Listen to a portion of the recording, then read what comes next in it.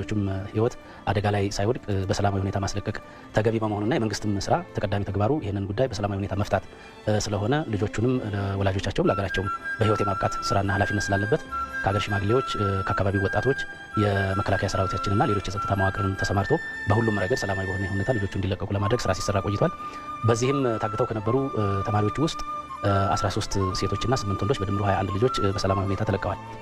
ስለሆነ ልጆቹንም ለወላጆቻቸውም ለሀገራቸውም በህይወት የማብቃት ስራና ኃላፊነት ስላለበት ልጆቹ እንዲለቀቁ ለማድረግ ስራ ሲሰራ ቆይቷል።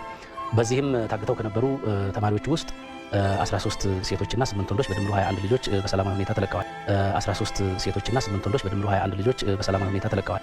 13 ሴቶችና 8 ወንዶች በድምሩ 21 ልጆች በሰላማዊ ሁኔታ ተለቀዋል። 13 ሴቶችና 8 ወንዶች በድምሩ 21 ልጆች በሰላማዊ ሁኔታ ተለቀዋል።